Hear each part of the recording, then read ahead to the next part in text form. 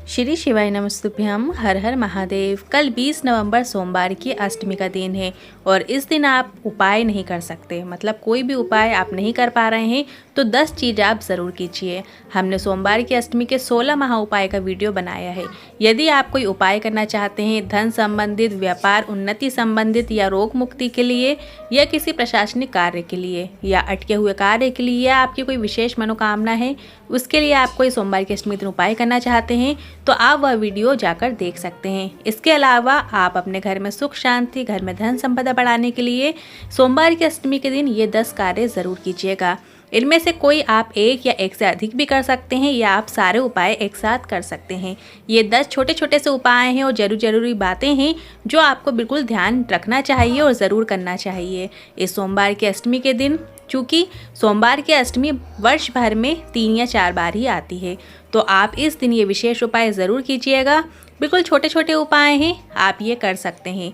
घर में धन संपदा के लिए, घर में कोई बड़ी बीमारी प्रवेश नहीं कर सकती यदि आपने ये उपाय कर लिए तो। शिव शक्ति के मिलन का दिन है, बहुत ही खास महत्व है क्योंकि कार्तिक के महीने में पड़ रही है। कार्तिक के महीने में सोमवार के दिन में गोपाष्टमी भी पड़ रही है, तो ये बहुत बड़ा दिन माना गया है, तो इस दिन आप ज़रूर कीजिएगा। सबसे पहले चलते हैं पहले उपाय की ओर। जब आप सुबह उठें तो सुबह उठने के बाद आपको अपनी हथेली के दर्शन तो करना ही है। हथेली के दर्शन करने से पहले दोनों हाथ आपस में मिलाकर थोड़ी देर रगड़ें। श्री शिवाय नमस्तुभ्यम बोलते हुए वो हथेली के दर्शन कीजिए और उसको फिर अपने चेहरे पर फैल लीजिए। सुबह हमारे हाथों में एक प्रकार की ऊर्जा होती है जिससे हमारा पूरा दिन सुचारू रूप से चलता है। और इसके बाद जो घर के बाहर की देहरी है वहाँ पर आपको जल का सिंचन करना है। जब आप पूरी झाड़ू लगा लेते हैं उसके बाद एक कलश में जल लेना है, या आप कोई भी ग्लास में या लोटे में किसी में भी जल ले सकते हैं। इसके बाद घर के बाहर की जो देहरी होती है, मुख्य द्वार होता है, वहाँ पर अपने हाथ में थोड़ा सा जल लेकर आपको सिंचन करना है। सिंचन करते हुए भी श्री शिवाय नमस्तुभ्यम जरूर बोलिएगा। वैसे तो आप ये उपाय रोज कर सकते हैं। सुबह झाड़ू लगाने के बाद आप जल का सिंचन यदि आपके घर के मुख्य द्वार पर, देहरी पर करते हैं तो इससे माता लक्ष्मी का आगमन आपके घर में जरूर होता है। शिव शक्ति के मिलन का दिन है, आगमन का दिन है, तो इस दिन आप ये उपाय जरूर कीजिएगा। अब बढ़ते हैं अगले दूसरे उपाय की ओर। सोमवार के दिन आपको शिव मंदिर तो जाना ही है, साथ में आपको एक कलश जल लेकर जाना है। उसमें थोड़ा सा आपको लाल चंदन डाल लेना है। थोड़ा सा लाल चंदन का जल आपको शिवलिंग के ऊपर जरूर अर्पित करना है। लाल चंदन वाला जल शिवलिंग पर अर्पित करने से माता लक्ष्मी का आपके घर में हमेशा के लिए वास होता है। और थोड़ा सा जल अपने जल कलश में बचा लीजिए और वो जल आपको बेलपत्री के वृक्ष के नीचे अर्पित करना है। और जब आप बेलपत्री के वृक्ष के नीचे उस जल को अर्पित करेंगे तो आपको सीधे कलश से जल अर्पित नहीं करना है। आपको अपने हाथ की अंजलि में थोड़ा सा जल लेते लेते उस बेलपत्री के वृक्ष में जड़ में आपको सिंचन करना है। बस आपको इतना ही करना है, आपके घर में अपार धन संपदा बढ़ती रहेगी। जब आप जल का सिंचन करेंगे तब आपको शिव शक्ति का स्मरण करना है, श्री शिवाय नमस्तुभ्यम मंत्र का स्मरण करना है। इस बात का आपको ध्यान रखना है। अब बढ़ते हैं अगले तीसरे उपाय की ओर। 20 नवंबर सोमवार की अष्टमी के दिन शाम के समय, प्रदोष काल के समय आप कुछ करें या ना करें, पर एक बेलपत्र शिव मंदिर में शिव जी के ऊपर, शिवलिंग के ऊपर शिव शक्ति का नाम लेते हुए, श्री शिवाय नमस्तुभ्यम बोलते हुए, अपने मन के भाव, अपने मन की कामना बोलते हुए बेलपत्र शिवलिंग पर जरूर अर्पित कीजिएगा और झोली पसार कर प्रणाम कीजिएगा। साथ ही एक घी का दिया आपको शिव मंदिर में जरूर लगाना है। आप इस दिए में गोल बाती का प्रयोग भी कर सकते हैं और लंबी बाती का भी प्रयोग कर सकते हैं। चूँकि ये शिव शक्ति के मिलन का दिन है तो इस दिन आप लंबी बाती का भी प्रयोग कर सकते हैं। श्री शिवाय नमस्तुभ्यम मंत्र का स्मरण जरूर कीजिएगा। अब बढ़ते हैं अगले चौथे उपाय की ओर। 20 नवंबर सोमवार की अष्टमी के दिन आपको 3 जगह पे दीप दान जरूर करना चाहिए। घर में कोई बड़ी बीमारी प्रवेश नहीं करती है, साथ ही घर में धन संपदा बढ़ती है, व्यापार उन्नति की ओर बढ़ता है, आपके घर के सदस्यों में आपस में प्रेम बढ़ता है और आपके मन का जो भी भाव है उस भाव से आप वो दीपक प्रज्वलित कीजिएगा। और जिस भाव से आप दीपक प्रज्वलित करते हैं या आपके मन में कोई कामना है तो वो भी निश्चित ही पूर्ण होती है। ध्यान रखिए आपको वो 3 दिए कहाँ कहाँ प्रज्वलित करना है। पहला दिया आपको बेलपत्री के वृक्ष के नीचे प्रज्वलित करना है। बेलपत्री के वृक्ष के नीचे आपको लंबी बाती का दिया प्रज्वलित करना है। श्री शिवाय नमस्तुभ्यम मंत्र का स्मरण कीजिएगा। इसके बाद दूसरा दिया आपको शिव मंदिर में चौखट पर प्रज्वलित करना है। आप चौखट पर भी कर सकते हैं या शिव मंदिर के अंदर भी प्रज्वलित कर सकते हैं। वहाँ पर आप लंबी या गोल बाती, जो भी बाती आप लगा सकते हैं वो लगा दीजिए। और घी का दिया होना चाहिए, इस बात का ध्यान रखना है। बस आपको श्री शिवाय नमस्तुभ्यम बोलते हुए वो दीपक प्रज्वलित कर देना है, चाहे आप चौखट पे करें चाहे शिव मंदिर के अंदर करें। और जो तीसरा दिया है वो आप अपने घर के मुख्य द्वार पर, मतलब घर की चौखट पर आपको प्रज्वलित करना है। अब आप लंबी बाती का प्रयोग करें, साथ ही घी का दिया होना चाहिए। और जब आप बाहर से घर के अंदर की ओर देखते हैं, वहाँ पे राइट हैंड साइड में आपको वो दीपक प्रज्वलित करना है। श्री शिवाय नमस्तुभ्यम मंत्र का स्मरण कीजिएगा। सोमवार की अष्टमी के दिन ये 3 दिए 3 जगह पे जरूर प्रज्वलित कीजिएगा। अब बढ़ते हैं अगले 5वें उपाय की ओर। सोमवार की अष्टमी के दिन हो सके तो पार्थिव शिवलिंग का निर्माण कर उसकी पूजा अर्चना जरूर करें। जैसा कि हम मासिक शिवरात्रि में करते हैं, सावन की शिवरात्रि में करते हैं, उसी तरीके से सोमवार की अष्टमी में भी प्रदोष काल के समय आपको पार्थिव शिवलिंग बनाकर उसकी पूजन करने का महत्व बताया गया है। गुरुजी ने अपनी पिछली कथाओं में कई बार बताया है, जो व्यक्ति सोमवार की अष्टमी के दिन पार्थिव शिवलिंग की पूजा करता है, उसकी जो भी मनोकामना होती है, धन संपदा को लेकर, व्यापार वृद्धि को लेकर, किसी कार्य को लेकर या नौकरी को लेकर या शादी को लेकर या घर में मांगलिक कार्य हो, जो भी उसकी मनोकामना होती है वो निश्चित ही पूर्ण होती है। और घर में कोई बड़ी बीमारी प्रवेश नहीं करती है, घर में सभी सुख शांति से रहते हैं, घर में रोग नहीं आते हैं, घर में धन संपदा बढ़ती है। तो इस दिन हो सके तो प्रदोष काल के समय, शाम के समय आप एक पार्थिव शिवलिंग बनाकर उसकी पूजन अर्चना करें और साथ ही उसका रात में ही विसर्जन कर दें।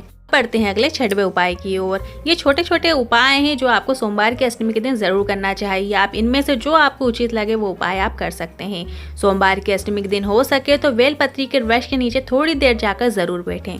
वहां बैठकर 1 मिनट तक कम से कम श्री शिवाय नमस्तुभ्यम मंत्र का स्मरण कीजिए, झोली पसार कर निवेदन कीजिए। बेलपत्री के वृक्ष के नीचे जो व्यक्ति सोमवार की अष्टमी के दिन थोड़ी देर के लिए ही सही पर वहां पर बैठता है, वहां पर नाम जाप करता है, शिव नाम लेता है, शिव शक्ति नाम का स्मरण करता है, भोले बाबा फिर उसे अकेले नहीं रहने देते, उसका हाथ जरूर पकड़ते हैं और उसका जीवन उन्नति की ओर अग्रसर करते हैं।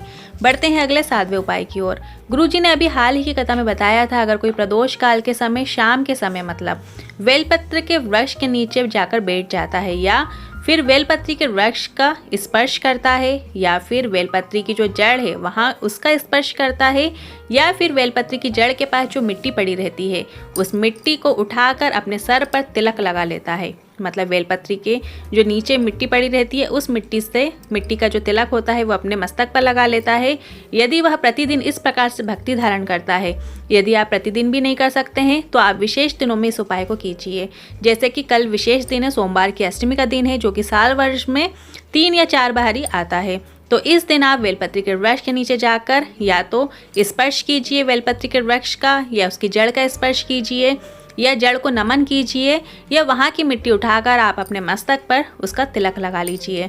बस आप इतना कर देंगे तो आपका दुख तो आधा होना निश्चित है, आधा दुख आपका उसी समय समाप्त हो जाता है। और आपके भाग्य में जो भी दुख की रेखाएं होती हैं, आपके जीवन में जो दुख लिखा होता है वो भोले बाबा उसे हर लेते हैं। बढ़ते हैं अगली 8वीं जानकारी की ओर। यदि आपको लग रहा है भोले बाबा आपकी सुन ही नहीं रहे हैं, तो आपको सोमवार की अष्टमी के दिन इस विशेष उपाय को करना है। आपको शिव मंदिर जाना है। आपके पास देने के लिए कुछ भी नहीं है, आपके पास एक अक्षत का दाना भी नहीं है, आपके पास एक फूल के पंखड़ी भी नहीं है, ना ही आपके पास बेलपत्र है।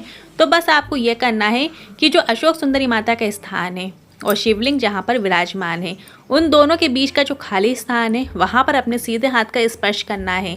ध्यान से सुनिएगा, जहाँ शिवलिंग विराजमान होती है और जहाँ माता अशोक सुंदरी हैं, वहाँ के उन दोनों के बीच में जो एक खाली स्थान होता है वहाँ पर अष्ट सिद्धियाँ, 9 निधियाँ, 64 योगिनियाँ विराजमान होती हैं। आपको उस खाली स्थान पर अपने सीधे हाथ का स्पर्श करना है और श्री शिवाय नमस्तुभ्यम बोलते हुए, अपने मन का भाव बोलते हुए, आपकी जो भी कामना है, किसी चीज़ को लेकर परेशान है या कोई चीज़ आप चाहते हैं कि वो होना ही चाहिए, बस उस कामना को आप अपने हृदय में, अपने मन से स्मरण कीजिए और फिर वापस से श्री शिवाय नमस्तुभ्यम बोल दीजिए। मतलब पहले श्री शिवाय नमस्तुभ्यम बोलना है, फिर कामना करना है, भाव व्यक्त करना है और फिर से श्री शिवाय नमस्तुभ्यम बोलना है। और वो हाथ जो आपने खाली स्थान पर स्पर्श किया हुआ है, वो हाथ अपने नैनों से अपने हृदय पर लगा लेना है। बस आपको इतना ही करना है। बढ़ते हैं अगले 9वें उपाय की ओर। 20 नवंबर सोमवार की अष्टमी के दिन यदि आप कहीं बाहर जा रहे हैं या फिर बीच में कहीं एकांतेश्वर महादेव मिल जाते हैं। एकांतेश्वर महादेव वो होते हैं जो वो अकेले में बैठे होते हैं, मतलब जहाँ कोई जाता आता नहीं है। आपके शहर में भी किसी वृक्ष के नीचे एकांतेश्वर महादेव बैठे हैं, अड़भंग बैठे हैं।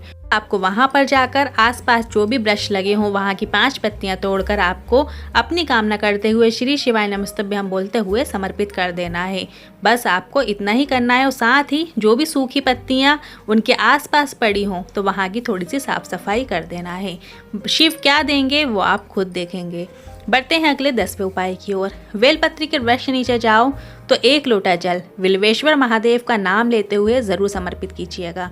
विल्वेश्वर महादेव का नाम स्मरण ज़रूर कीजिएगा, झोली पसार कर निवेदन करिएगा। विल्वेश्वर महादेव अटके हुए कार्य को पूर्ण करते हैं। आज के इन उपायों से लेकर जो छोटी छोटी चीज़ें मैंने बताई हैं आपको कैसी लगी कमेंट के जरिए ज़रूर बताइएगा। वीडियो थोड़ा भी उपयोगी लगा हो तो वीडियो को लाइक करके कमेंट बॉक्स में हर हर महादेव ज़रूर टाइप कीजिएगा। श्री शिवाय नमस्तुभ्यम।